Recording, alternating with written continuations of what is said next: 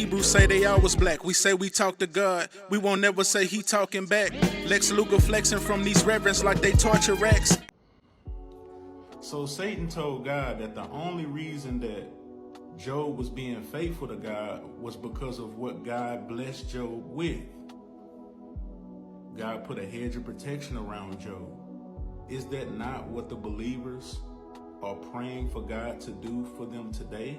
The same exact thing that he did to Job. God, put a hedge of protection around me. Protect me from evil.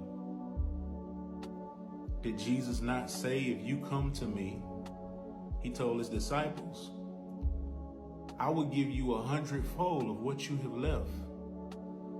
Not just in the next life, but also in this life. Seek first the kingdom, and all these things will be added unto you. So if you read the book of Hebrews in chapter 11, it talks about all the promises that God will grant you if you serve him, if you be faithful. Is this not the same thing, the same reason that Satan said that Job was serving God? So why did Jesus promise to give his followers the same thing that Job got? 100-fold. So why do you serve God? Why do you remain faithful to God? Is it not because of the promises that he has, the things that he has promised that you will get for serving him? Eternal life, blessings in this life 100-fold, in this life and the next life to come.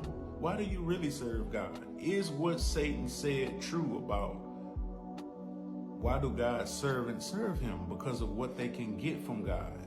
Is it not because of the promises that God says that he would deliver to them? Think about that. So believers are going to say, well, Job still remained faithful, even though he lost everything that he had. Now, the question I want to present is that if God would allow him to remain in that position,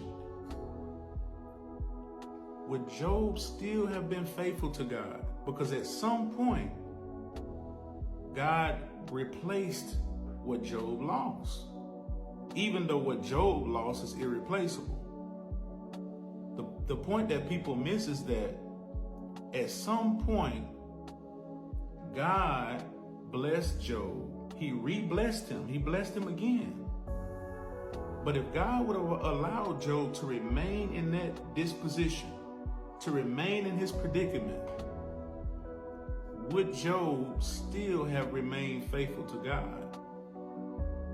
That's the challenge for believers today, because there are strings attached to serving God.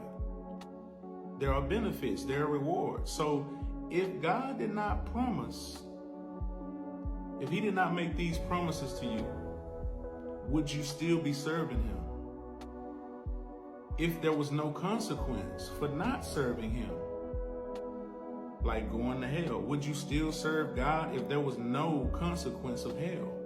If there was no threat for not serving him? So you will always have to question your motive for serving a God who gives you rewards and benefits for serving him. It's the same with Jesus. If God resurrected Jesus after 3 days, and he knew that God would resurrect him, then why be afraid? And what sacrifice are you truly making if God is going to raise you up at the end of the day anyway? Is it much of a sacrifice if you're going to get your life back? So you always will have to question the motive, because there are strings attached to serving this God. And at the end of the day, you are only serving him because of what he can provide for you, even though you provide these things for yourself. You want to hide something from a Christian, hide it in a book. If non-believers know your book better, how that's gonna look. Can't take the heat, get out the kitchen.